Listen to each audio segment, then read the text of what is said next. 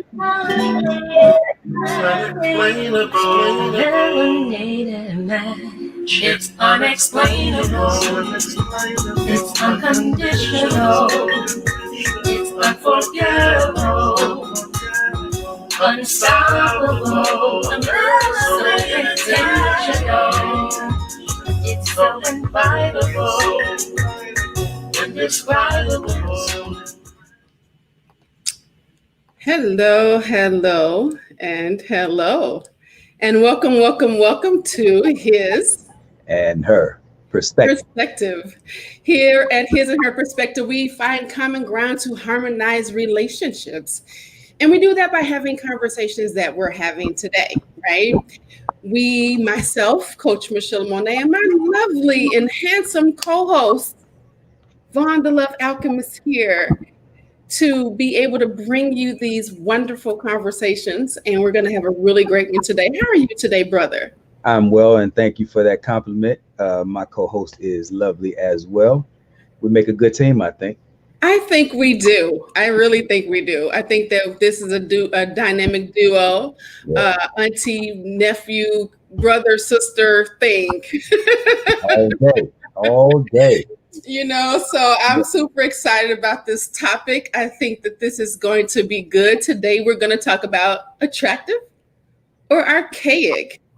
Is marriage becoming irrelevant? Oh my goodness. This is going to be good. I'm really excited about this. How about it? I know, right? So listen, if you're looking at us right now, make sure that you're clicking the share button, do a watch party, invite some friends over, do what you got to do, but make sure that you are sharing this. You're not just holding us and harboring us all to yourself, that you're sharing us. The His or Her Perspective is for the masses.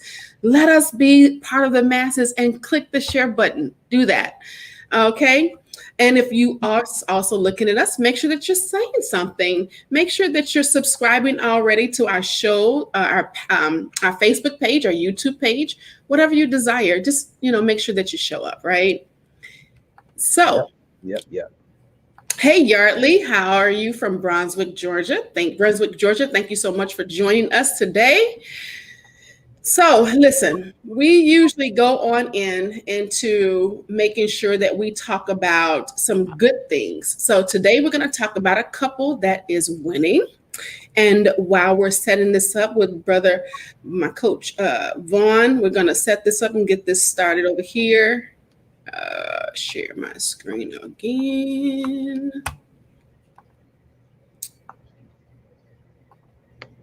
Let's see here. Here we go. All right. We have in our couple spotlight Mr. Arinthio Scott and his lovely wife, Mrs. Lucy Scott. They got married in 2014. So what is that? March 2014. So that's 6 years. They have one child together.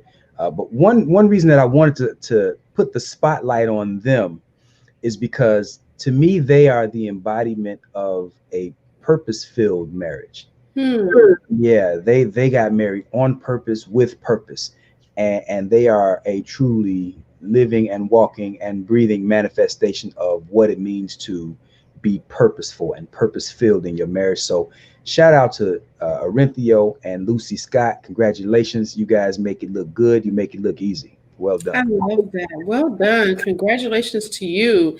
That is amazing. I love that. So let's get this started over here. So you know what? I want to talk about what's in this news. What we got on the news over here? We got the stimulus check coming. Y'all got y'all stimmy check? Got mine. You better get yours. Got y'all stimmy checks going. Yeah. You got people over here talking about you got 600 or you got 1,200, trying to determine how much money people making. Oh, I got my $600. Oh, you make less than 75,000.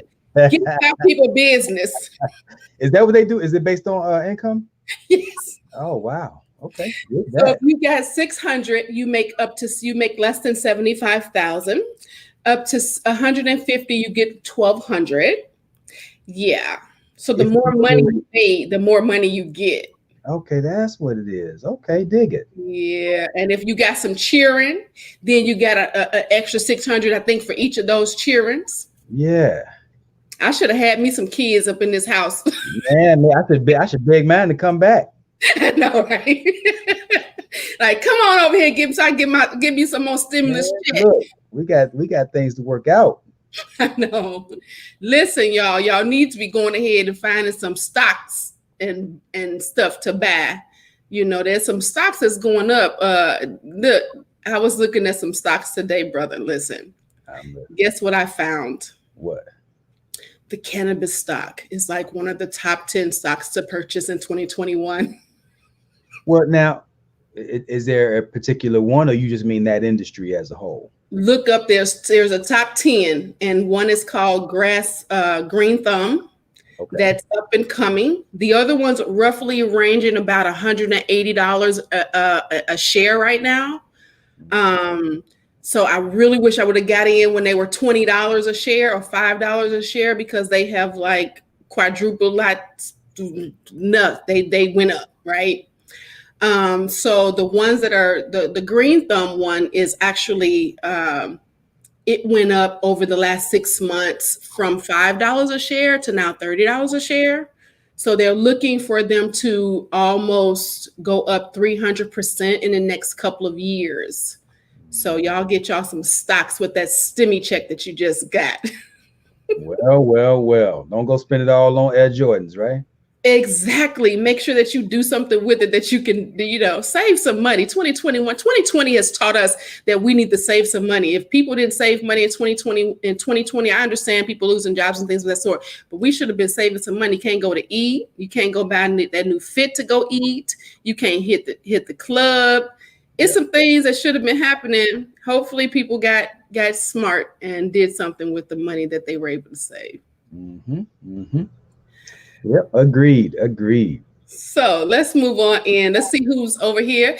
Hello, Sierra. Today is Sierra's birthday. Happy birthday, sister. Happy birthday, Sierra. Hey, Ayana. Hello, how are you? Hey, Diamond. Hello.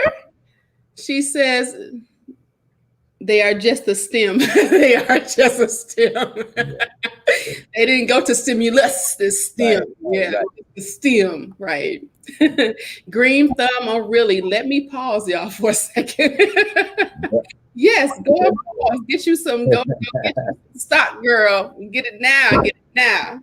You're welcome, Sierra. Sierra says thank you, Vaughn and Sissy. Absolutely. You're welcome. So listen. We got a couple people over here too. Let me say shout out to Angela Foster. Shout out to my lovely mother, Cheryl Lewis. She is joining us as well. So thank you all for joining us. Like I always say, you could be anywhere in the world, but you're here with us and we appreciate it. We so appreciate you. So listen, we're going to get in. I have some stuff on this one today. Let's get it. This, I'm trying to pull up my little notes on here because I was shocked. So I want to start out with these three things that I found that people were saying. Well, let me first start with this. So there's a previous study that's compared married people with singletons, as they call us, have found that those who are married, they tend to live longer. They have fewer strokes and heart attacks. They have a lower chance of becoming depressed and be less likely to have advanced cancer or at the time of diagnosis, and more likely to survive cancer for a longer period of time, survive a major operation more often, and now a new study on the subject adds dementia to this list, that they are less likely to get dementia. And this is in a study that University of College in London did, and it's a conglomerate of 15 studies of over 800,000 participants. And they also show that divorce and unwed childbearing cost taxpayers over $110 billion each year. And of course, they said the real victims are children. But this is the thing that really got me. So these are some things that people have said as to why they got married or didn't get married. One person said marriage is not crucial for success. One young girl said earnestly, "Look at Oprah. She is one of the richest and most influential women in the world, and she's not married. She does not have to toe the line for any man." This other person says, "Well, I had my wife on probation for 13 years before I decided to go through with this marriage thing." One middle-aged man said with a throaty laugh, "For me, marriage is a serious thing, and I did not want to be making that commitment to any woman if I was not prepared to stick with it for the long haul." So we lived together, common law, for years. I was able to see that she could wash and cook, and her body held up after a child. He, as he patted his pot-bellied stomach and smiled affectionately at his wife, who sat beside him with a smile that resembled a grimace. He didn't even seem to notice that. As a matter of fact, our son was 9 years old when we got married, he added, unperturbed. She had proven herself worthy of my ring and my name. Wow. And this the last one. Oh, and the wife didn't disclose her reasons for marriage and views about this relevance. But anyway, the last one is, "The truth as I see it," as this person says, "it is that contemporary marriage is a wretched institution. It spells the end of voluntary affection, of love freely given and joyously received.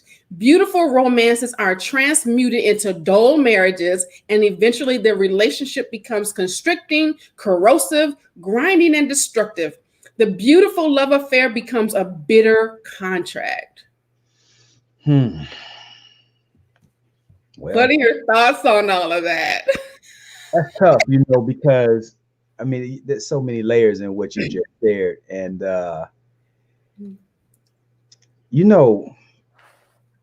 man, where do I start?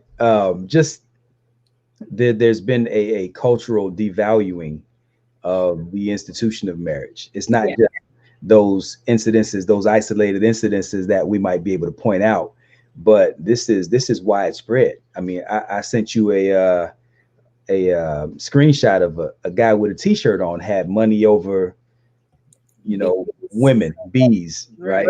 And then something else, Family over everything. Yeah, and then I don't know. I just kind of look at how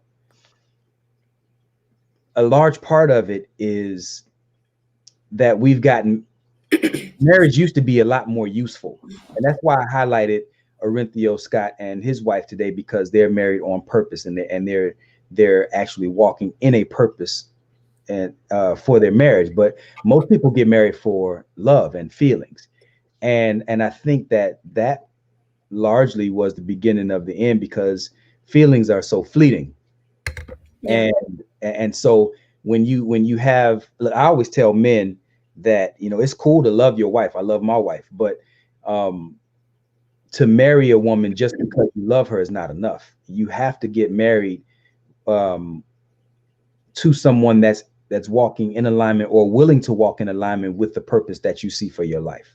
Absolutely. And so this devolving of what is now known as marriage is largely contributed, I think, to the fact that most people get married for romance rather than maintaining culture, maintaining folkways and mores, building a nation, and all those things. Right.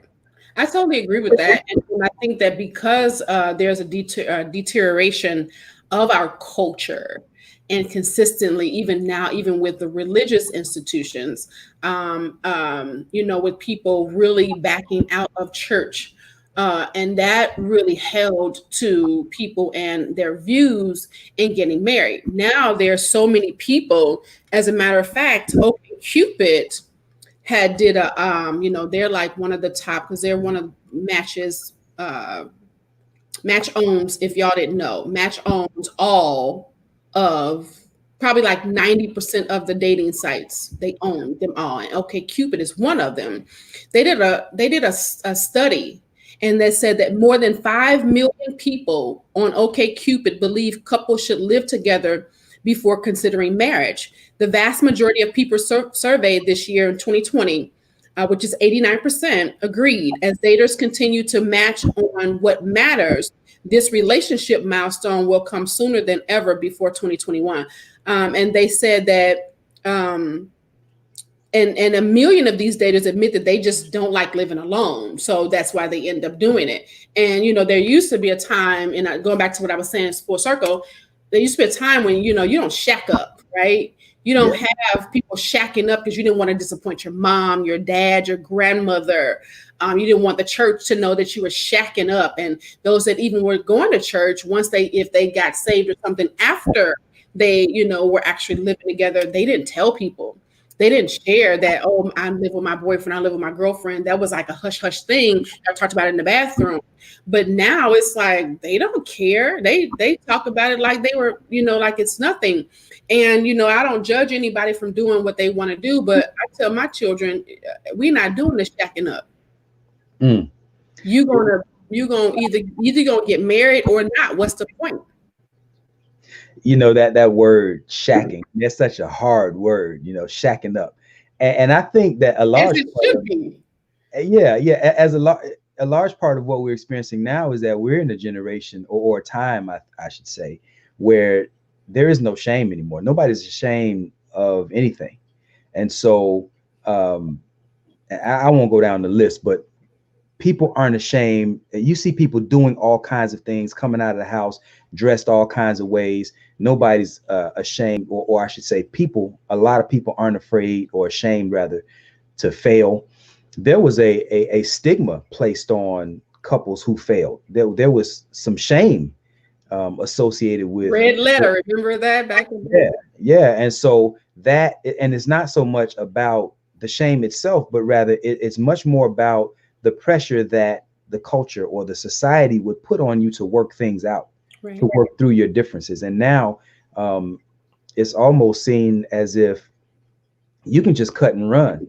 Hey, if it ain't working, we can just go. And to be honest, in the back of my mind, when I got married, I was only 18, but when I got married, I was thinking, man, I really love this woman, and we have our children and everything. We had 2 children when we got married. Mm-hmm. And but in the back of my mind, I always thought at age 18 that, look, if it don't work out, I guess we'll just get a divorce.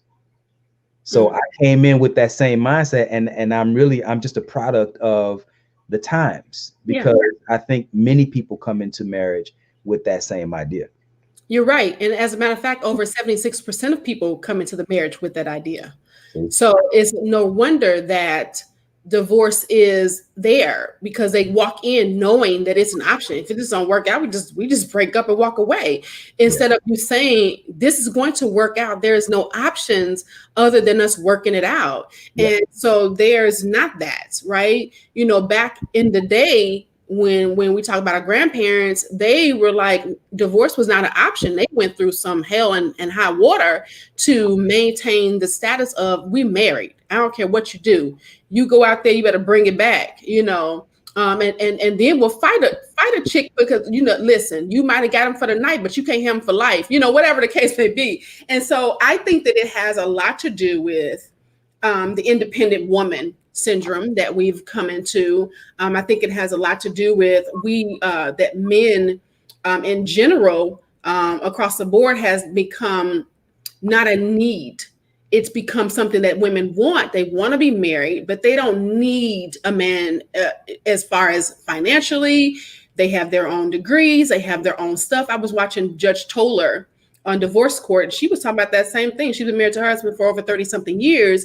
And she's like, I don't need no dude. She's like, I have my money. I got my own car. I got this. And most women, she was trying to tell this woman, I felt kind of like, why would you tell her that? Don't tell her that you're totally saving this relationship, not, telling her she don't need him, and we got to that place where we feel like we don't need that.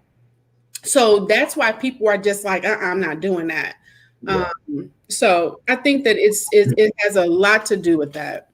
Yeah. And to your point, it's not a logical thing. The reason that people stayed married, it was largely an emotional thing, and people needed each other a lot more back then, particularly women. Women needed men or felt like they needed men much more back then than the women of today. And the truth is, we have police forces now. And so the threat of somebody just coming in your home or you feeling unprotected or feeling unsafe, it isn't as prevalent as it might have been 100 years ago. Right. But the reality is the needs have maybe shifted, but I think in large part we still need each other to a very similar degree, albeit for different reasons. You have some comments there if you want to go through some of them. Yeah, we do have a lot of them here. Let's back on up. Angela Foster says, hello, Brother Vaughn. Hey, sis. Yarley says, I believe that marriage is now becoming obsolete because of the changing constructs of social, familial, and matrimonial norms. I agree. Diamond says, Lord Jesus, who is he? Baby Jesus himself. People aren't raised right, so marriage is becoming obsolete. Obsolete, Diamond says. I believe that. Yarley says, your first point was hilarious. Married people live longer. No, they just die slower. Oh, God. That is terrible, Yarley. Diamond says, how long should it take before a man should know if he wants to marry his girlfriend and actually get engaged to her? And how long after the engagement should he get married to her if he's really serious? What's your take on that, brother? Well, that's a good one. Yeah, that is a good one.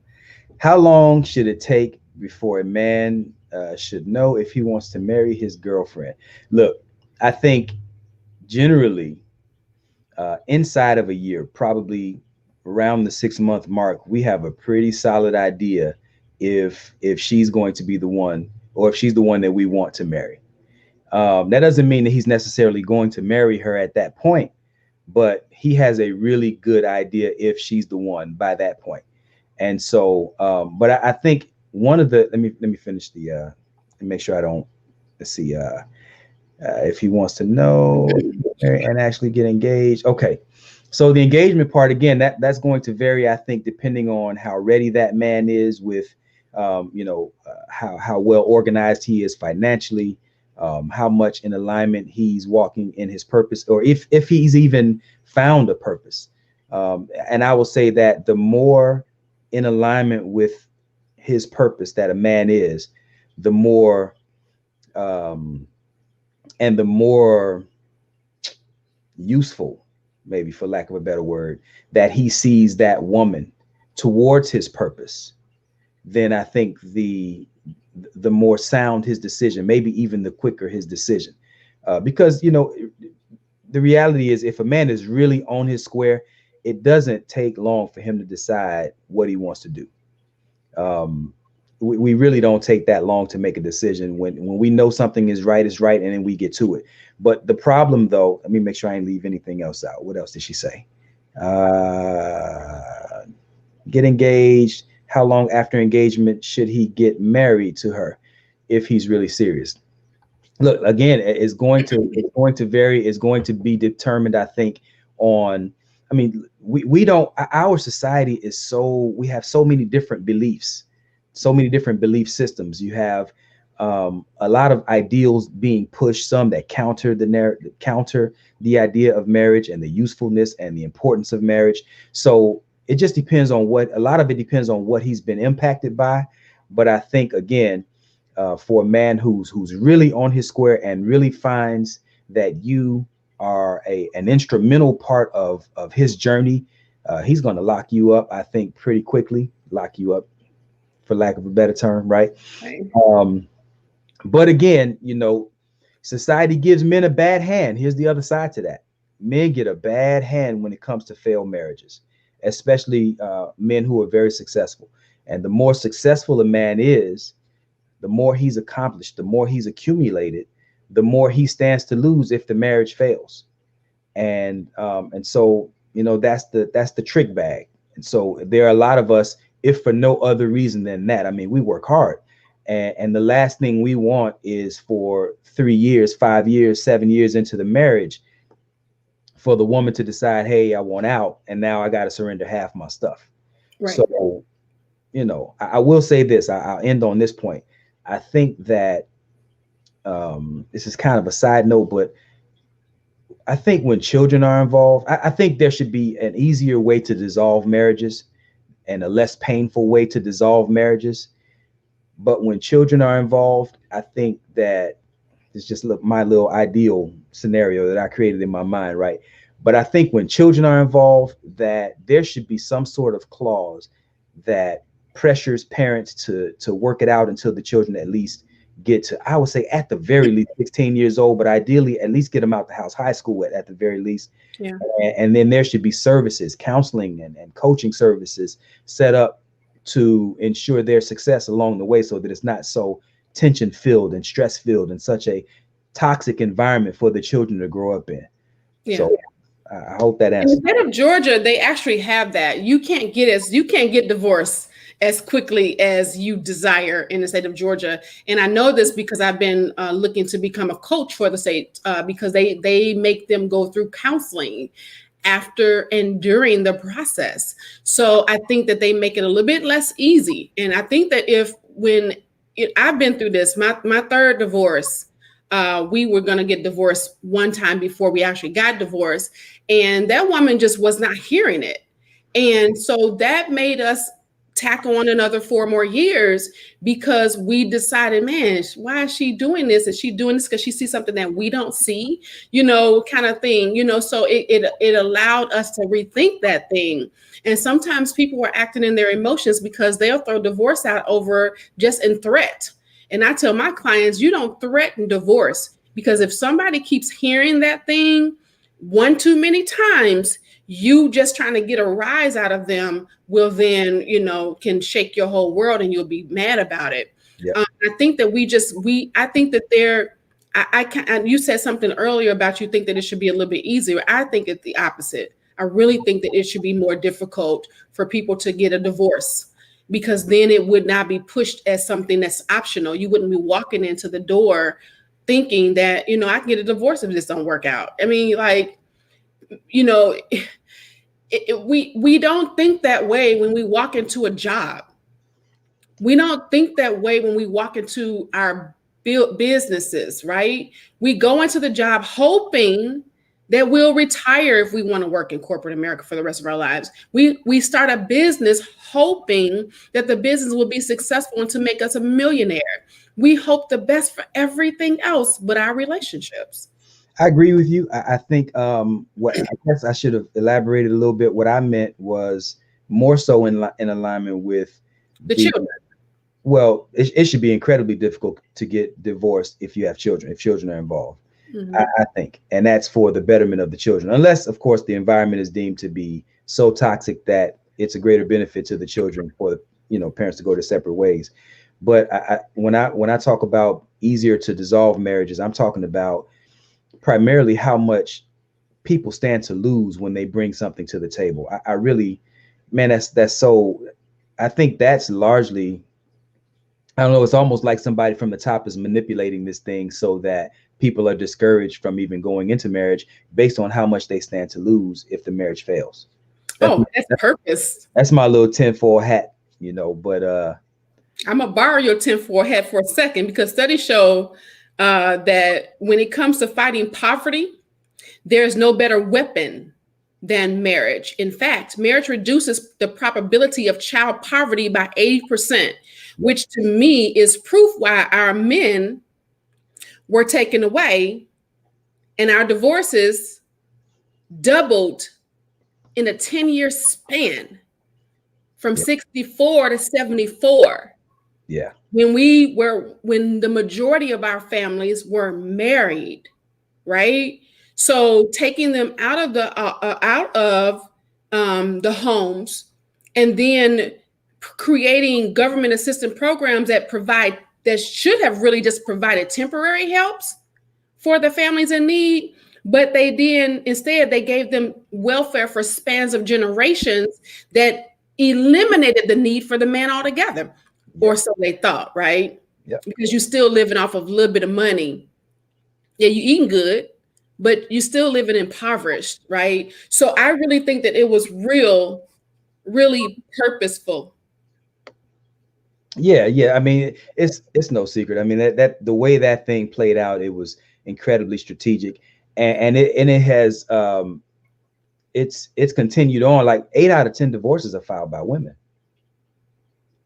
And I mean that when you think about it, I mean, it's as if the government and all of the various institutions have stepped in and replaced the man for many families, and not just black families. I mean, Not just black. it's across the board. I mean, white men are catching hell with their women, and vice versa. It's across the board. So Yeah. there is a purposeful deteriorating of the family, I think, that we're experiencing. And so to counter that, one of the things that my wife and I decided pretty early on was that, again, like I said, I came into the marriage with this idea that, well, if it don't work out, blah, blah, blah, I can just Right. be divorced. But we decided early that we're not getting divorced no matter what, period. Mhm. And you know, we went back and forth for the first few years. Like I said, we were very young, 18, I was 18, she was 19. Right. But somewhere around our early to mid 20s, we decided, you know what, ain't nobody going nowhere. So no matter what it is, we're going to work it out. And what that does is it creates really a no escape clause, even if only in our mind, because yeah, you still can. But in our mind, we knew that there was no way out. I ain't going nowhere. She ain't going nowhere. We're going to work this thing out. And so no matter what problem comes our way, unless we get to a point where we are completely disregarding each other's well-being, disregarding each other's safety, each other's health, like unless something like that comes along, Abuse of any kind. right. But ain't neither one of us crazy. I mean, I might be a little crazy, but I ain't that crazy. So Right. unless something like that happens, we can work through anything. And that's the thing. I think that people do not. We talked about this in one of our earlier shows. If you guys, for better or for worse, look that up on our YouTube. That was a really good show. A lot of people like that show. But we talked about that because the vows talk about for better or for worse, and people don't want to deal with the worse. They want the better. They're good in the bliss, but they're not up for the challenge in that. They're not But up for nobody- what it looks like. You said what? But nobody wants the worst, of course. You know what I mean? Nobody plans for that. And I don't know. We just don't see enough couples. I don't think we see enough. This is why I like to tell some of the hardships. Like I like to tell that there was a time where I would come home from work and my wife hated seeing me come home so much that her stomach would hurt just to hear my car pull up in the driveway. I like to tell people that because it's a testament to what we've recovered from. Absolutely. You see, and so I think people need to hear and witness adversity so that they can say, well, damn, if they made it through that, then, you know, maybe we can too. You know, so that's how I even feel with me sharing the fact that I've been married and divorced 4 times, because had somebody coached me, the coaching that I've received over the last few years and learning about myself, learning that Michelle Monet was a hot, wretched mess, and that she didn't have no patience for nothing, and that she didn't know how to long suffer. She didn't know how to do the better she knew what she wanted, the worst. I mean, the better, but she didn't know how to do the worst because she didn't love herself enough, right? I like telling, we have to share those stories, because if I'd have known what I know today, I'd be married 20 plus years now. Yeah. You know, and we really gotta understand that you're not gonna have I'm not going to say that you can't have a beautiful marriage where the majority of it is great, but you got to know that everything has its time to have its challenges. Everything in this world, in this universe, has those times. There's such a time for good. There's a time for bad. There's a time for sickness. There's a time for health. There's a time for wealth. There's a time for power. There's a time for all of these things. Otherwise, you won't be able to appreciate the good times. If it was just everything was good, you would be like a Stepford husband and wife, and everything would just be just bland. And what would you do then? You wouldn't know how to handle that. We're not that people. We missed that part of the image of God where we could be able to balance that thing out. And I think He did that on purpose so that we can go back to the creator of that thing, in order to make sure that we keep Him in the threefold cord of the marriage. So I think that it has to do with our pathology too. You know, the pathology of what examples we've had.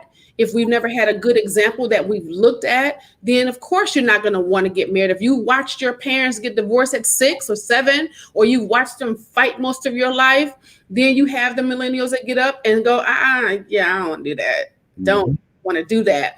or even in our age group, where if you got single people that are watching their friends go through hell and high water in their marriages, and they don't see the good part, because we only vent the bad. We don't vent, oh my God, let me tell you what he did. We don't do that. We blur out all the bad things that have happened in the relationship. So then our single friends are going, yeah, I'm good on that. Mm-hmm. Mm-hmm. You got some comments if you want to. Yeah, we got lots of them. Let's see here. So, I'll be running my mouth, so I want to get to some. both of us, we get all in it. That's what we're here for. Yarley says, now marriages are contracts to the state. That's right. That's exactly what it is. Exactly what it is. You got to go to the state to get up in your business. And speaking of that, a lot of the millennials are saying they don't want to get married because they don't want the government in their relationships. Yeah. And then Yarley says, we got smart. You talking about not getting married, Yarley? You want to read some? Go ahead. Diamond Queen says, I didn't like the negative aspect of the women's rights movement since high school when I learned about it. Yep. Yep. We got played. We did. Hey, Christy. Christy, what up, sis? It's my sister from another mister. Diamond Queen says, yeah, in caveman times where you didn't have a door. Right. You needed a man to fight off that saber-toothed tiger. Right. Yarley says, sadly, Diamond Queen, the women's movement has done significantly more damage to relationships. Absolutely. Yeah. Absolutely. Hey, Christy, she said hello again. Yarley says, we get blamed if men don't marry soon enough and get blamed if we get divorced. Yeah. But I want to, speaking of, because that takes me back to what you said earlier about, the men not wanting to lose. I was in that situation. I closed down a whole insurance agency because I didn't want to have to pay, what is it? Is it palimony? Yeah. Because I was making too much money, and I shut it down. You didn't help me build it. I'm not letting you get my money. And I think it's not just men thinking that way. If a woman comes in and she got something, she don't want to give something to somebody who has damaged her, hurt her, or made her feel like, why are we not doing this? Yeah. And I think that's fair. I mean, look, if you weren't there when I started this thing, or if you weren't a part of the building process, you shouldn't be able to walk away with half of it. Look, Tiger Woods lost $500 million, and that woman ain't put near whole. You know what I mean? Like, that's insane. Yeah. Should she be compensated? I mean, should she be helped? Of course, the child should, be raised in a certain level of comfort, equivalent to what the father has. They shouldn't experience poverty, etc. We know that. But walk away with $500 million, that's insane. Yeah. I think that there should be some type of clause, if you will, that you came in how you left. And now, if children are involved, then we put that money in to be able to take care of the child, or even this, if a woman came in and she took that man from his ground level and she helped him go, or vice versa, the man did the same thing, then you should be compensated for your assistance in getting this person to where they are now. Yeah. But you shouldn't come in and being kept and think that you can walk away with half now because you're no longer being kept. Now, I don't even understand why people who have that kind of wealth don't get some sort of prenuptial agreement. But anyway, let's read some more of these comments. We got so many of them. Okay, so Yarley said that. Go ahead. Yarley says they don't care about us men like they do women. Child support and custody courts, so social services, government assistance shows this. And, I talk about that. I'm going to do another talk about that too. But I think part of that is on purpose. It's done on purpose to create a false sense of security for the woman without the man. But we can get into that a little bit later if you want. Yeah, that's a whole talk. Gregory Taylor says we live in a time where people are more comfortable with just walking away. When it comes to a job, they feel committed due to they see how it would affect them immediately. Mm-hmm. Absolutely. And that's what I was saying earlier. We'll hold on to that job. We go in complaining about it every single day. I can't stand my boss. I can't stand this job. But you go, why? Because you need that money. Yep. Yardley says divorce and child custody and child support is a financial incentive for the mass transfers of wealth from men to women. You are correct, Vaughn, with that stat. Yep. Yeah. Oh, you saw. I guess that was when I mentioned the 8 out of 10. Yeah. Yeah, 80%. That's crazy. Anyway, Garthian says, "Man, y'all stay clean. I have to step up my show dress game." We coming for you, G. We coming for you. Right. We got, we got to do something. Got to stay up here, right? Yardley says, "Married people do not talk to single people about their marriages or give advice about marriage." I do. I try to, man. A lot of people. There are a lot of people who feel like, some of the things that I say are antiquated because, as someone said earlier, many people are not trying to get married anymore. Yeah. But I still try to help out with what I think is solid relationship advice. Right. Because even if you don't get married, it's still, look, if you can find somebody in this day and time, listen to me good, man. If you can find somebody in this day and time that's got your back, you know what I'm saying, that's willing to just care about you and take care of you and spend time and compromise and sacrifice their time just because of who you are, not because of what you have, Right. but because of who you are, man. That's like gold, because this is a real life game of Survivor that we're playing here. I don't know if you guys ever seen the TV show Survivor, where everybody are building alliances, or even in some of the other reality shows, Big Brother, where people are trying to find alliances in there. If you can find a real life live-in Survivor, alliance that you can create with somebody, that's gold, man. That's valuable. But the problem is, most of us have been introduced to this idea that there's plenty of fish in the sea. Yeah. Right. And so while we're young, we're like, nah, guys, we're saying many of us are sowing our wild oats. And so we're going through women, left and right until we're ready to settle down. And a lot of women are like, well, I got to get my education. I got to get my degree. I got to get my career on track first, and then I'll worry about marriage. And along the way, we're passing up some very healthy, potentially healthy and long lasting relationships because we're not making the main thing the main thing. Right. And the reason this is the main thing is because you find people with all kinds of money, hundreds of thousands of dollars liquid, some of them even millionaires, and they're miserable because they don't have anybody who's got their back to share with. And so they're out there trying to find people. Right now the buzz is the high value man, right? Right. So men who go out here and they get themselves together and they make all this money, and then they get to pick from the premium women like Scottie Pippen did. Right? You get to pick. Isn't he going through a divorce? Hey, look, he ain't going through divorce. She's just sleeping with, some of the young rappers. You see? And so what I'm saying is, and I don't know what Scottie's past might have been. I don't know if he passed up some good women along the way, but chances are that you've met somebody in your life 10 years ago, 5 years ago, however long ago, that could have been a good mate, but we don't think enough in terms of trade-offs. Right. You know what I mean? And so we place our values on more of the superficial things that come back to haunt us in our latter years as we reflect and we say, damn, maybe that relationship with him or her could have actually worked if ... Right. Because of this, exactly what Gregory's saying. People want instant results and instant gratification. And that's exactly why they want something now. They're not thinking about the future. And that's when you deal in a purpose relationship, you're thinking, you know what, let me look at this person and how they're going to be with me later. Yeah. Not how they're going to be with me now. And even, we got women now who, oh my God, I do matchmaking. And some of the things that I hear people say in those interviews are like, is that really why you want to get married? Is that what you're looking for right now?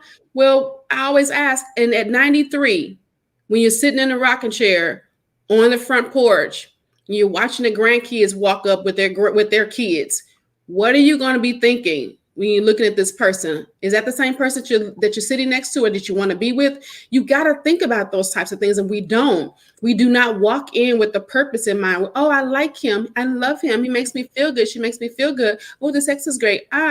Some things that just could go away. What about the other stuff that's going to get you to the end of your road and walk you through this journey?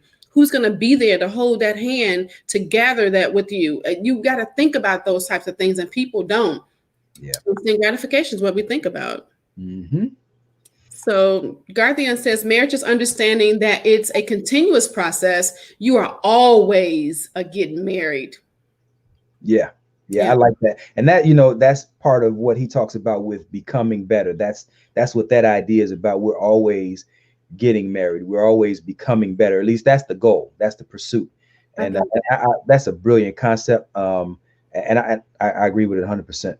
Wow. And if people walked in thinking that way, they wouldn't take each other for granted. They would not, forget that you can't walk in and just, okay, I'm married now, go sit on the couch, play the video games, or I'm married now, don't cook and clean, don't take care of your body. Like the gentleman said in his post about how, I can figure out now that she can cook, clean, and she keeps her body up after the child. You don't get to relax in that manner. You should be able to relax in your mental, but you still got to physically do some things. You got to work at this thing, and people don't want to put the work in. This is a very self-serving society. Yeah. Culture. It is. And maybe even it might even be a pervasive sentiment around the world more now, a growing sentiment that, I'm living my best life. And if you cause me too much strain, then I'm out. And so I think a lot of what marriage is, it requires a lot of compromise. It requires some sacrifice. And right now, I think people are just being encouraged to be so selfish and so self-centered that these ideals don't really lend to someone who needs to compromise. Right. I think that came with also the whole personal development era, which is what we're in, and people listening to the wrong people. Personal development, yes, you should be personally developing yourself. You should love yourself because you need to be able to love out of an overflow, as Coach Vaughn always talks about. However, that loving out of the overflow doesn't mean that you're selfish. It means you're selfless. That means you have so much of yourself to give that you have no problem with freely giving it away to the person that you love or other people that you love. And so we forget those things. We want to take pieces of the word, right? And, take them for ourselves and then hover over them, but then leave everything else that's going to make us live up to those things and forget them, right? So it's just again, like you said, it's a whole selfish thing. And I think that it has something to do with, well, you got to love yourself. And, let's get into this whole personal development and take it in the wrong way. And, I think people, especially in our youth, we underestimate what it's going to be like in the latter years. So it's hard to convince someone who's eating McDonald's, like they don't see heart disease right now. When they order that, I mean, that quarter pounder with cheese and that fries and that chocolate shake, that feels good. And I'm not getting ready to have a heart attack when I right now.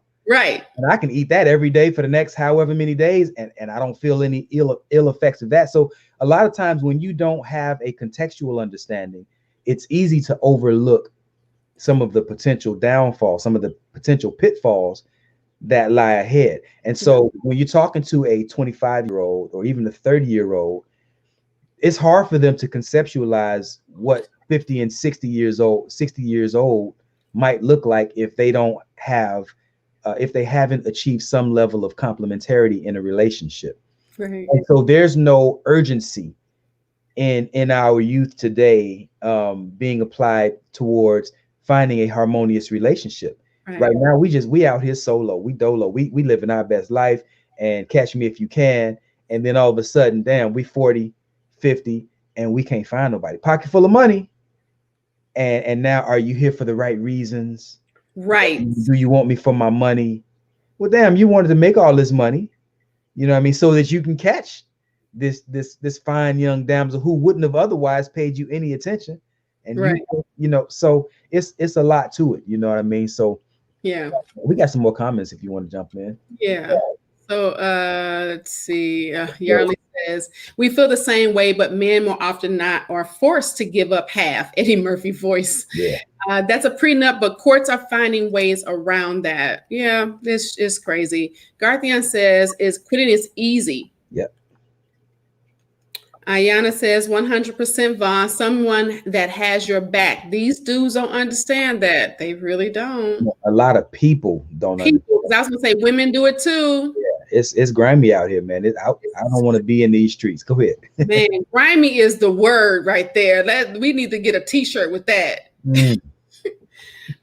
Garthian says, and in this microwave society, everything is now and without the work. Absolutely. Nobody wants to do nothing.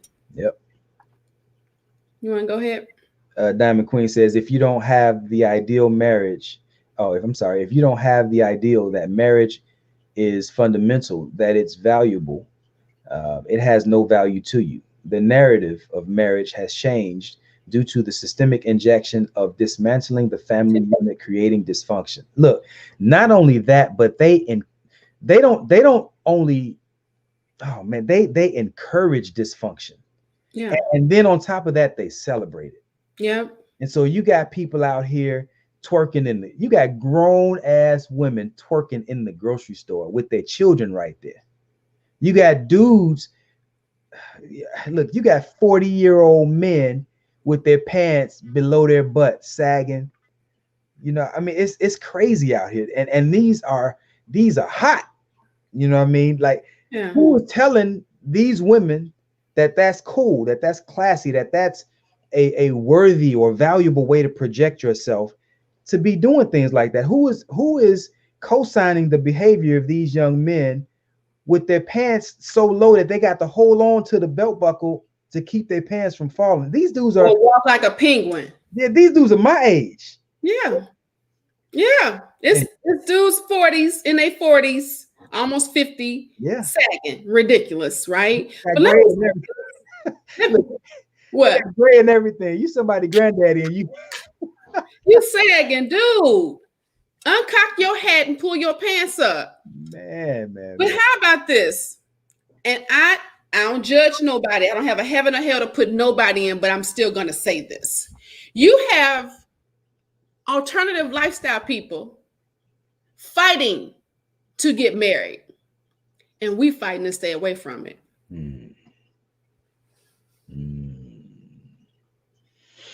Well, what's wrong with that picture?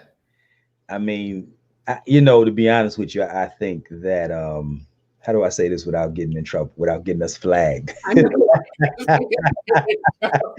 Let me just say this, because it's hard for me to keep my mouth closed about stuff like this. But again, I think dysfunction is encouraged, dysfunction is glorified, and it's even celebrated. Yeah, absolutely. That was very nice. That was really nice. I'm proud of you for doing it that way. Thank you. I worked hard on that one. I know you rock, man. You rock. You got a few more comments. I know. Zipporah says, great points being shared. Thank you very much. Is it Zipporah? I hope I'm saying it right. And she's on our YouTube page.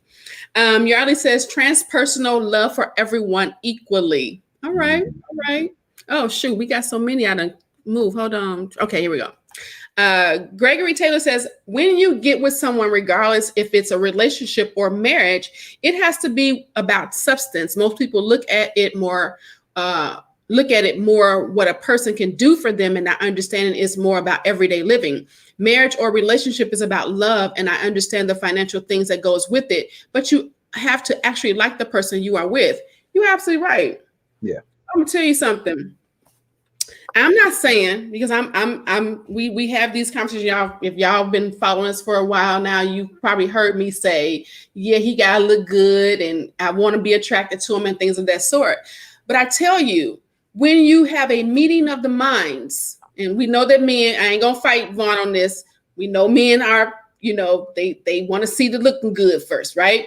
But also, when you have a meeting of the minds, there's an attraction that happens because of that, because you are purpose filled. When you know what your purpose is. If you are here all willy nilly, you have no idea yourself what your purpose is. There's no way for you to be able to go into a purpose filled relationship. But when you know what you need, and when you know what you're called to do, when you know what your purpose is in this world, you are instantly attracted to those who are in that space with you.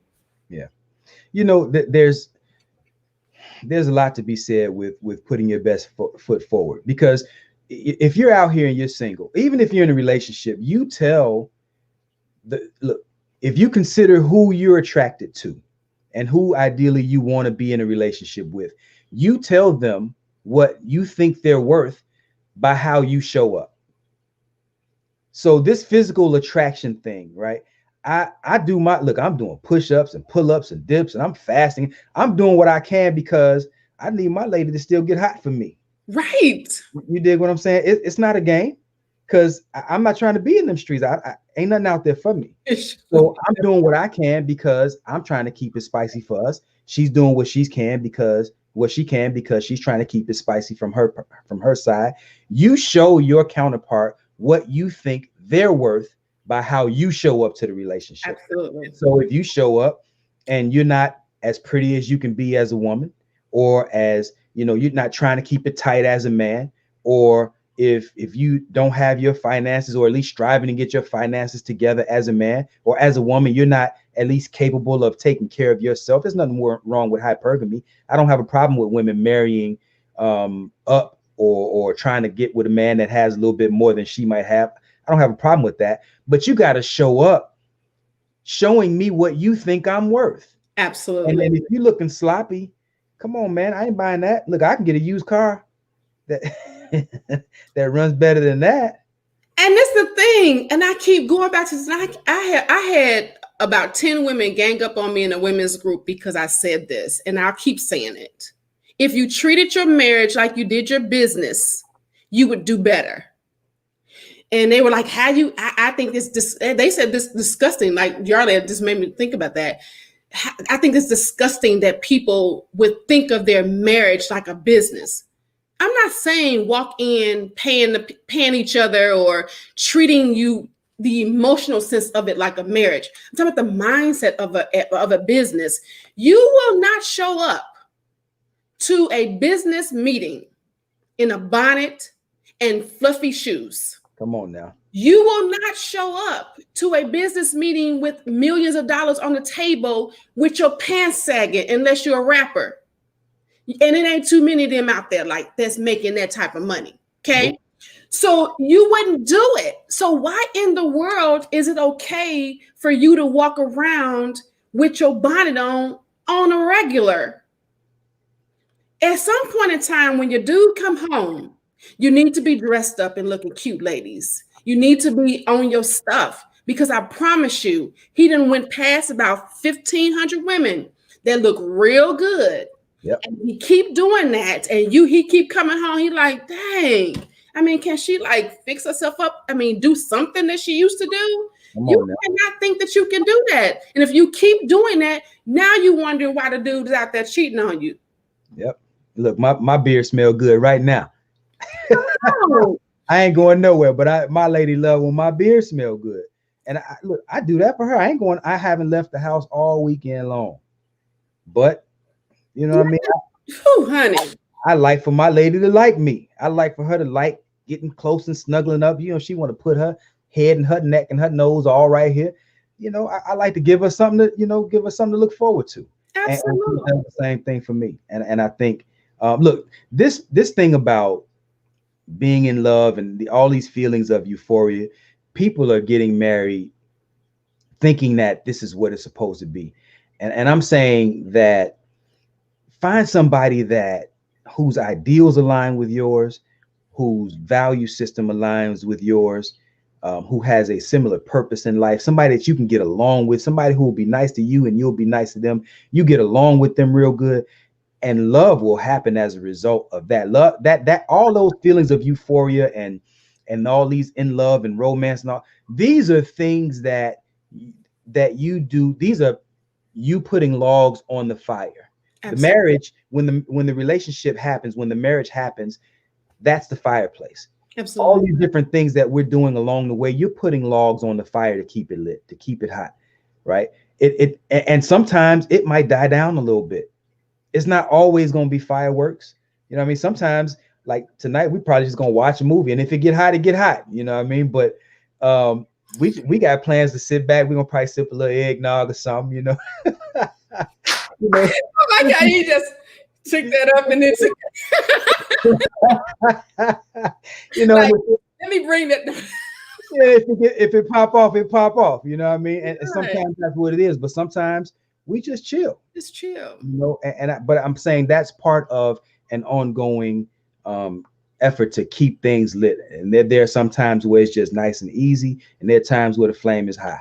Right. You know what I mean? But nobody has a marriage. I don't care who you meet. I don't care what they say. Show me somebody who tells you that it's lit like that every day, and I'll show you somebody who's a well-dressed liar. And the opposite. Show me somebody that said they don't argue, they ain't having sex. Yeah, man. Yeah. Yeah. You know. I mean, it's a whole bunch of things that people just do not pay attention to. And these are some of the things, going back to our whole statement, these are some of the things people are not thinking about, or maybe they're thinking too much about. They're going too deep into the what ifs of things, which is why they're not going through the whole process and becoming married. Mm-hmm. You know, I just really think that people, they don't live in purpose. It's too much of that. We have this mindset, and Yarly said it earlier, like we got a life of forevers. Yeah. It's a song. What's the name of that song? Something to forever. Some slow wedding song that they have, actually, that we have a double for two forevers. I don't know. Anybody tell me what it is? I'm not good with the names, but they have a song like that. You know. So let's see what we got. Go back. It's 6 o'clock already, man. We can burn through an hour. We've been talking. Yarly says, I tell them I never paid attention to that. That's right. That's right. Never paid attention. Wow. Yep. Okay. Gregory says people feel like they missing out on something. It's nothing out here. It's show ain't high five, Gregory. It's nothing in these streets. People need to get it together. Angela said, well said, Vaughn. LaChai says, I see more same-sex marriages now, and they doing it big. They really are. They having huge weddings. They are like loving the fact that they want to be married, and we over here don't want to be. Absolutely, Michelle Monet, meeting of the minds. Absolutely. Want to read some? Yeah, Latasha Sweet Pea Coleman says, I'm reading her whole government name. Right. She says, there's nothing more attractive than a man that has a plan. If he has a plan for himself, he will be more willing to compromise on a plan for us. I can smoke about that. I can too, but can I stop for a second with that? Go ahead. Every man ain't gonna have a plan. Let me say this. If he has an idea, the woman comes in as the helpmeet to help him meet the plans. See, we're looking for guys to come in, a lot of women, we're looking for them to come in with a plan set in stone.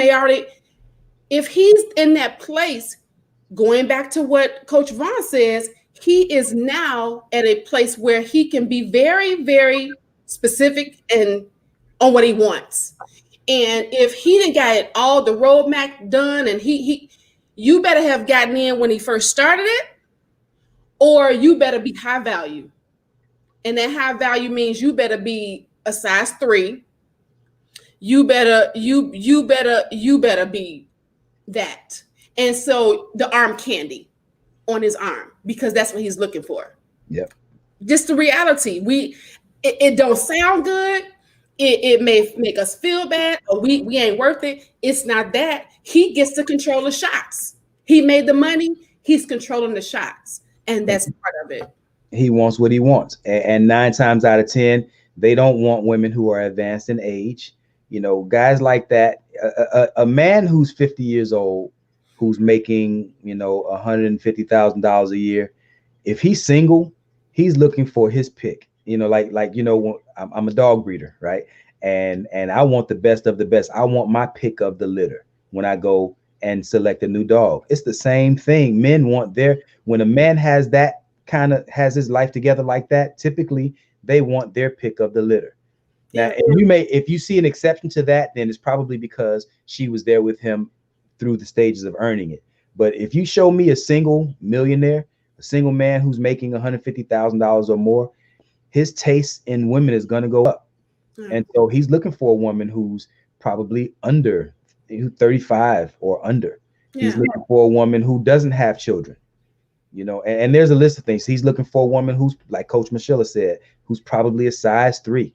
You know, she's not going to be as big as he is. Right. You know what I mean? So, I mean, it's just, it's the list of things, but what it is, it's the truth. It's superficial, you know, because maybe there are some women out there who might be a size 16, who might be, you know, everything that he could wish for in a woman as far as what she could help him do. But she's not what he's looking for. And he can pick and choose because he got it.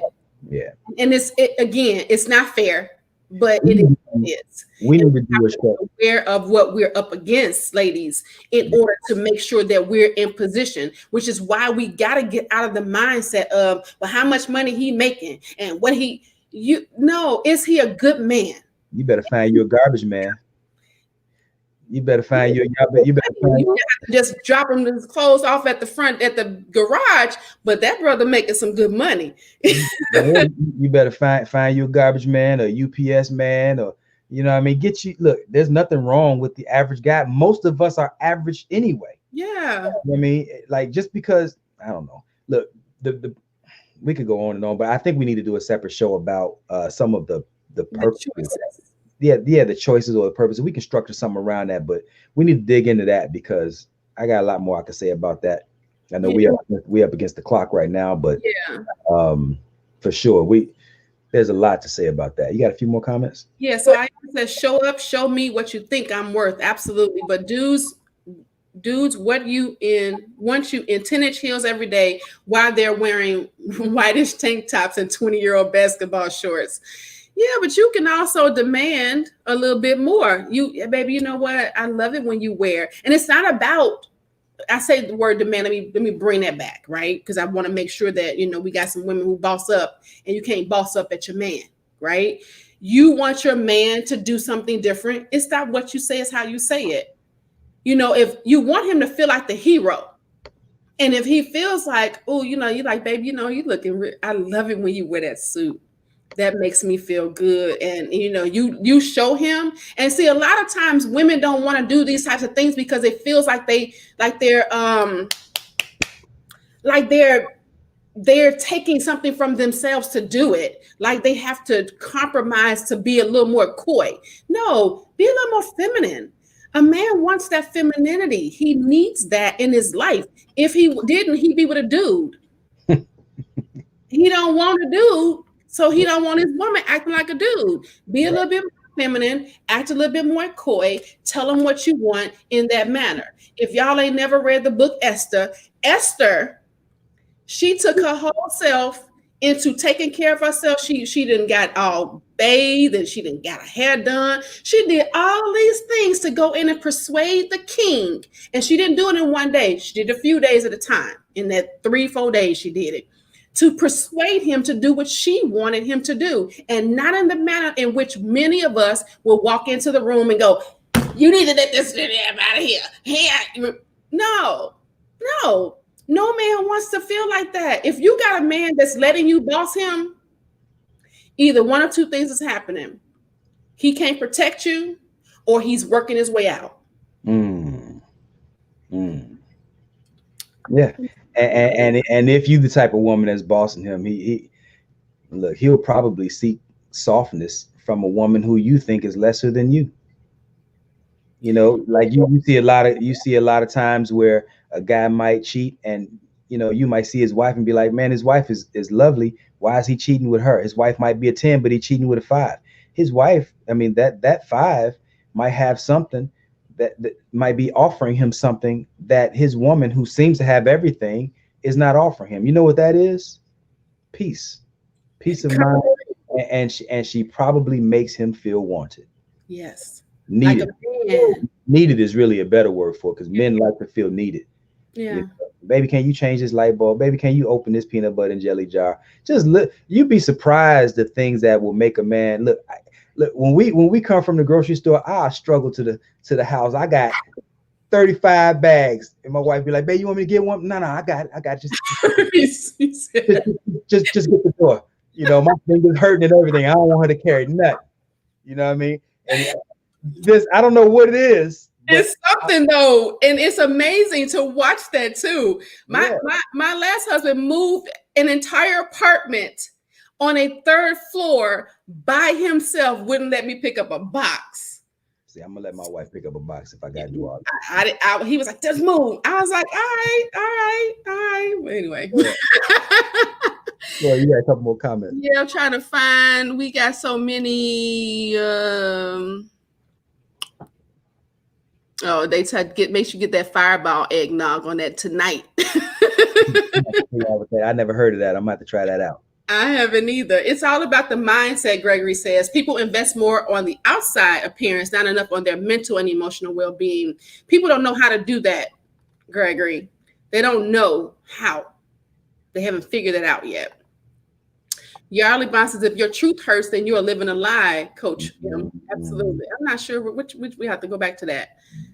Same with you, Vaughn. Yep.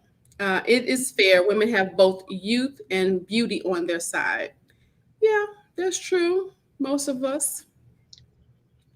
It's not about the money that he makes. It's more about what he's willing to deal with, about to deal with the situation that a person has. Very true, Gregory. I'm not sure what that's. Money doesn't matter, though. I will tell you that money does matter. It is symbolic of power. It's symbolic of energy. It's symbolic of protection. Women are attracted to it. Women are attracted to not necessarily the dollar amount, but the energy that takes to get it. That it takes to get it. Mm-hmm. Yeah. But anyway, that drive. We don't want a dude that's sitting off in the corner playing video games all day. That part. Yeah. Go ahead. Yarley says being feminine and submitting. Absolutely. And that's part of it, right? People say, well, you submit one to another. You submit to him first, he will submit to you. Mm-hmm. You have to know how to do that. Strategy it takes, ladies. Gregory Taylor says it's not about the money that he makes. It's more about the feel that he doesn't have to deal with certain situations or deal with what comes with certain women. That's true. Okay. You want to read some? Yarley says you can get more done with a bowl of honey than sugar, honey, and iced tea sandwich. Yeah, just come again with the peace. Yeah. Gregory Taylor says, or he just not invested in. I'm 38 with no kids. It's rough out here. Yeah. It is. I know it is. It is. The streets ain't no joke. Mm-hmm. He says masculinity. Yes, sir. Ayana says, absolutely. Dude comes over regularly, checks everything, takes out the trash, brings me breakfast. I love it. Love it. Yes. Ayana says, yes, it's not the money, it's the drive. These dudes don't understand that. Right.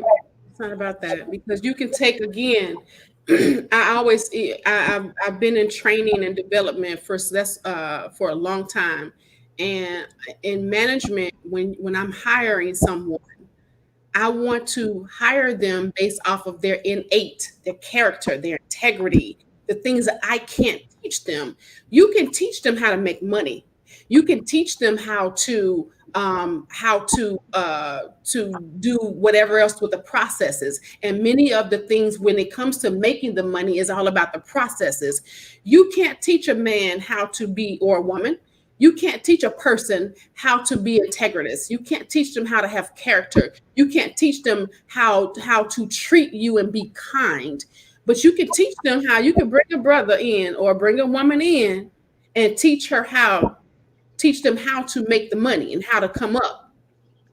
And we have to pay more attention to that and be willing to put in that work. And I understand, have people, women who are like, well, I'm 50 years old, I ain't got time to be teaching no man. Yeah, you can either put 2 years in getting him where you want him to be, or you can be single for 2 years or longer. or longer.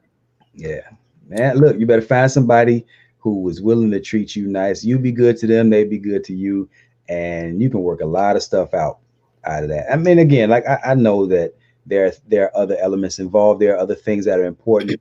But man, I'm telling you, it's people out here. There's so many. I know a young brother. I'm sorry, a young lady who has 2 children.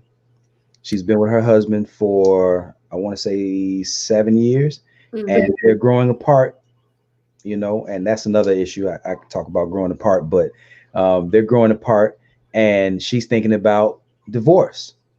And it's nothing that he did there was no flagrant violations or egregious behavior. They're just kind of fizzling out. And I asked her, I said, man, can you see your life being better as a single mom of 2 children without him than it, you know what I mean? Like, life is going to get, it's not going to get any better because you walk away because you feel like you outgrew them. You got to understand that everything in life has to get a recharge at some point. If you're not upkeeping your relationship, it's going to die out. I love the way that Coach Vaughn says this all the time, that either you said something about putting in, what do you say about the whole maintenance of things? That if either you're going to water the flower and watch it grow, or you're going to starve it from the water and you're going to watch it die. It's the same thing with relationships. You don't get to just coast. You got to go in it. And as Garthia said earlier, you have to be always getting married. Yeah. Always. Yeah, and if you stay with that mindset, you'll put the work in. You got to cultivate, family. You got to cultivate. I made a post the other day and I said, expecting your relationship to just work on its own without you putting in work is like, it's almost like standing in front of the fireplace and saying, if you give me heat, I'll give you wood. Right. And it just doesn't work like that. You have to be, and it's not constantly putting logs on the fire, but I'm telling you, it's consistency. You have to be consistent with what it means to keep it lit. Yeah. Anyway, we do everything again. It goes back to what I keep saying. We take our cars every 3 months to get oil changes. We get our HVAC service when we have a home. We get our hair done when it gets old. We go to the barbershop. We buy new clothes. We do all of these things to maintain things that cannot bring forth those things. Because let me tell you this, 85% of your life is really geared around how good your relationship is going. So if your relationship is going good, everything else will automatically fall into place. I'm not saying that automatically like it's just going to fall like that. I'm talking about it will just come easier. It won't be something that you're struggling to pull together. But if you expecting your relationship to just you treat your car like that, see what happens. Yeah. So much of this game is mental. And people like to say that women are emotional and men are logical.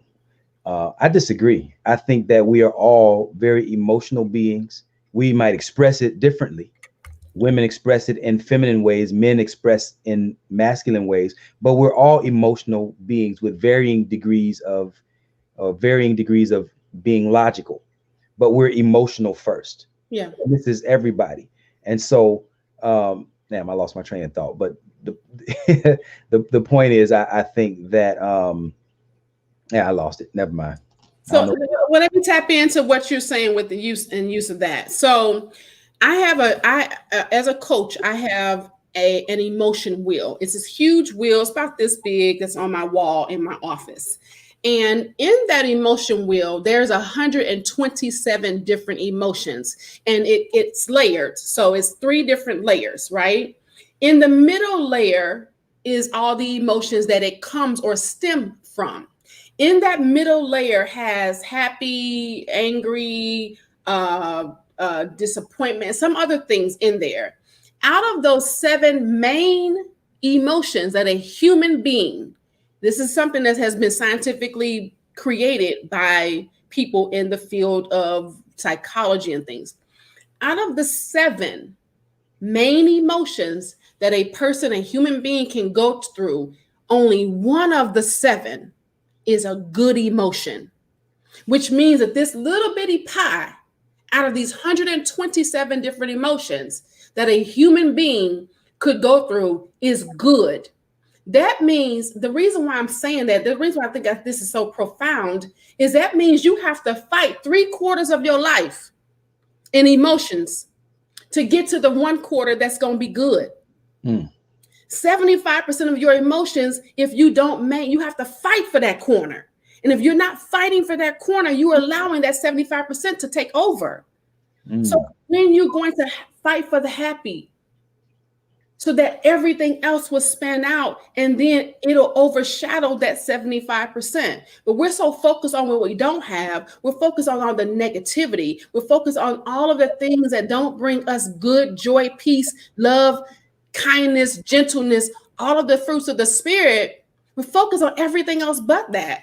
And then you wonder why your life is not being and producing that which you want. Because we're only going to get what we are. Wow. Wow, that's profound. You got a couple more comments right there. Yali says, or she can die alone. Yeah. That's true. Yeah. And Gregory says you have to keep reinvesting in your relationship. Absolutely. And go ahead. Chandra says, I personally like the concept of a marriage license having an expiration date with the option to renew. People would put in the work, or they would wait for the expiration date. Yeah, I think that I think the latter. I think that people would wait for the expiration date before they put the work in. I guess it depends on who they were married to and how much they valued what they have, you know. And I don't know. There should be some kind of screening process, or maybe just some more coaching. Maybe it should even be part of the curriculum in school that helps prepare us for such an important part of life, which is who we're going to spend the rest of our life with, or who we're trying to spend the rest of our life with. But I don't think people think in those terms anymore. I think, well, I don't say anybody, but there are a lot of people who don't think in terms of, I'm looking for someone to spend the rest of my life with. A lot of people are just looking for not Mr. Right, not Miss Right, but Mr. or Mrs. Right now. Right. And that goes from us, how we are rearing, how we're rearing our children. And how and the things that we're being entertained by. Most of what entertainment is just insane. It's insanity. It's glorified, sensationalized insanity. Yeah. And dysfunction.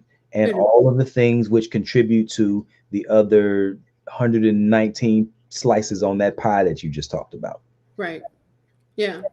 And I think that, for instance, and this even goes to even my mindset in the beginning of me seeing this. I remember last year was introduced, Coach Vaughn had introduced me to a young lady who was doing femininity school, more etiquette school, and how to raise young women up in the way that they should go, right?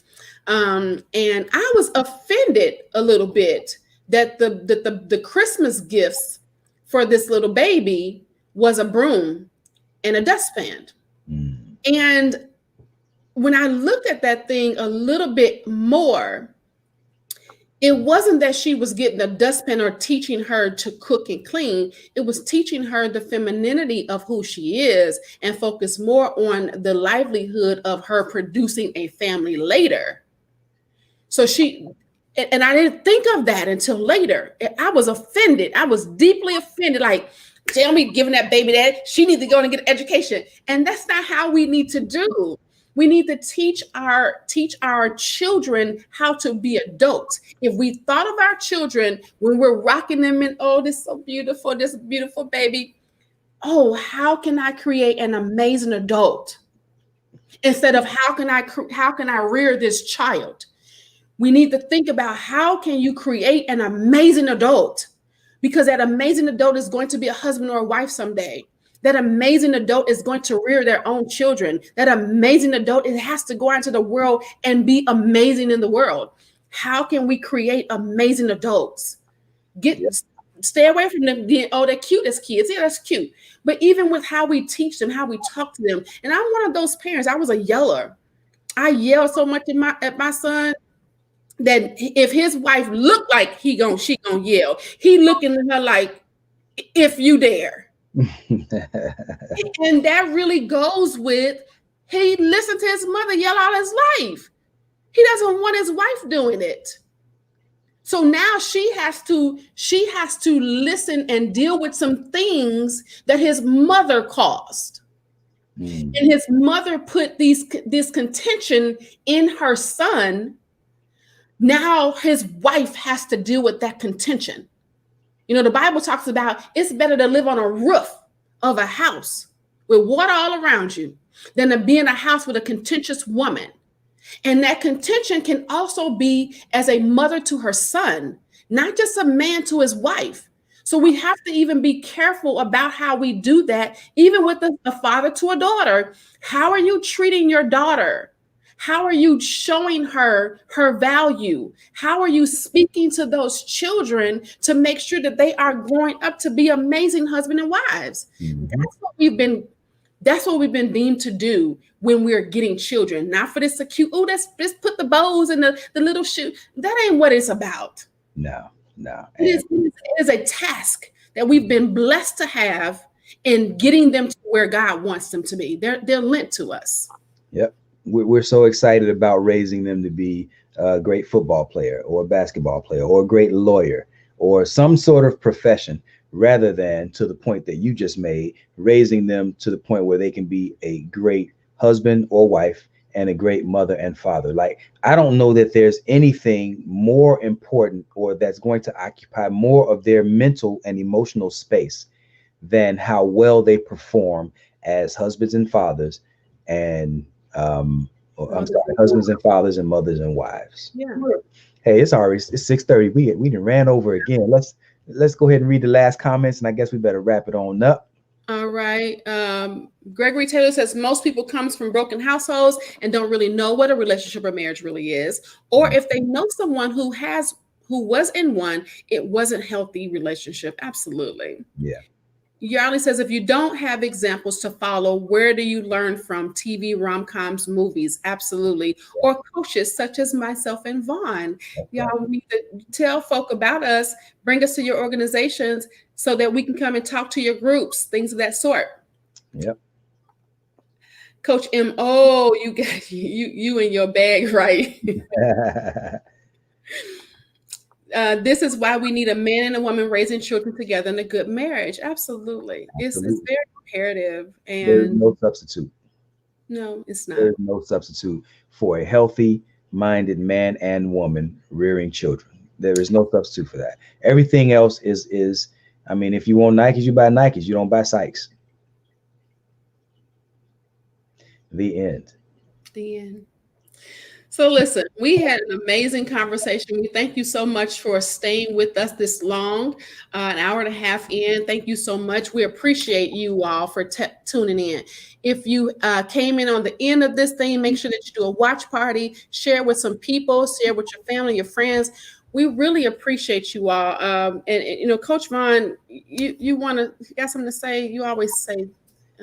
Yeah, I mean, you know, I think, like I said, if you are under the sound of our voice, if you can hear us right now, there is no reason in the world why you should be in a relationship or in a marriage and struggling and suffering when you have access to us.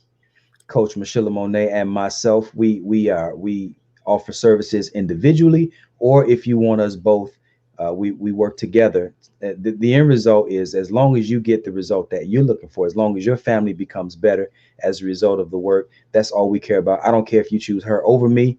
I don't care if you like her more than me, whatever. As long as you choose, as long as you get the help for your family that you need. And so that's what we're here for. That's why we do this every week, in hopes that we can offer something to you and your family that can make you better than you were before. So don't hesitate to reach out to Coach Michelle or myself or both. and get the help that you need, or anybody that you know that might need help. Right. And you can email us at harmony@hisandherperspective.com to get us together, or reach out to one of us in our DMs, either way. But we're here for you guys, and we really want to make sure that we are serving you. So with that being said, make sure that you tap into our YouTube page. We're trying to get to 100 likes, 100 subscribers. So subscribe to our YouTube page, share it with your family, your friends, so that we can get over that. Ayana says, absolutely, couples therapy will definitely be a part of my next committed relationship. You know what? I know we trying to get off of here, but let me say this. That is absolutely the best way. You have to go in with a maintenance plan for your relationship. Yep. You have to prepare for those things. Part of my thing, and I talk about this in coaching with my premarital clients, what challenges do you foresee? And many of them go, I don't know. Well, let me tell you some that you can foresee, and let me see how you will respond to this or that. And then they go, oh, wow, I never thought of that. And most people don't. When you're in the bliss and you're in all this love or this, then you're feeling good. Nobody sees anything. And as soon as it comes up, it blows you out the water. Yep. And you're sitting there going, oh my God, I didn't know. Yeah, you should have thought of those things. It's like anything else in your life. So you really should make it a part of your couple, your committed relationship when you get in it. Yep. Thank you so much. We love you. I love you too, brother. I appreciate it. I love you too. So we will sign off for today. We hope that you all will meet us next week, 5 p.m. Eastern Standard Time at the same place, same channel. Talk to y'all later. Love y'all, fam. Peace.